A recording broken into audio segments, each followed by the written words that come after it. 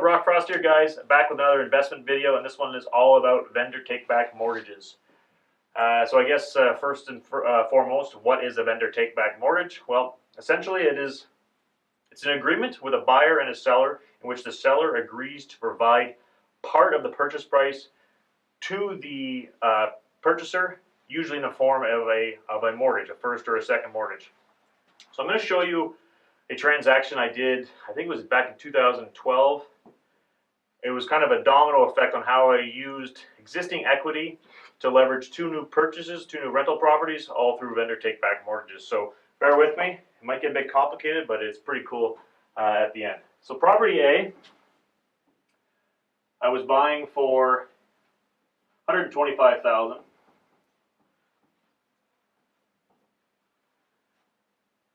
Property B, I was buying for $100,000.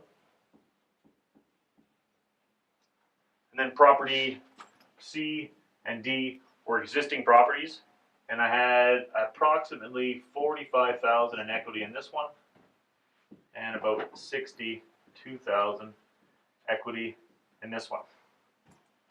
So this is what I did with the sellers. We had an agreement. She approached me and says, "Look, I want you to buy my property at $125,000." I said, "Great, I have no money. So how are we going to do this?" I knew the bank would give me, again, about 80% loan to value on this property. It was a rental property, so they don't go much higher than 80%. So 80% LTV, that's 100K. Therefore, the $25,000 left over, I required in the form of a vendor take-back mortgage from the seller.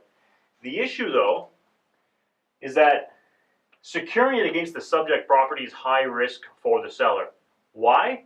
Because it's actually maxed to 100% of the value, meaning if I default on this mortgage, the seller would likely lose money because she would incur legal costs and fees and such to get her money back. So therefore, I needed to provide her with additional security in order to allow me to leverage this deal. So what did I do? I looked at existing properties. So I looked at this one, for example, which is $45,000. So I offered to secure the $25,000 loan against $45,000 in equity, which provided a $20,000 buffer for the seller, much more secure than this original scenario. So we did at the same transaction, we mortgaged this $25,000 as a second mortgage. I then have the funds to purchase property A. Then we moved to property B, again the same thing. This bank, because it was a commercial residential mix, I got 70% LTV from the bank, which is 70K. I needed $30,000. Again, same scenario, I couldn't secure against the subject property, high risk for the seller, and I wouldn't want that for my seller anyways. I want my private lenders to be very secure. It's a way to leverage more funds in the future. So I offered to secure against property D. $30,000 here. There's a $32,000 buffer in security for the seller. Gives me the funds to buy property B. Again, a little bit of a creative scenario, but when you do have sellers willing to work creative deals and you do have equity in existing properties, there's a lot more options available to you on the market. Thanks very much for listening.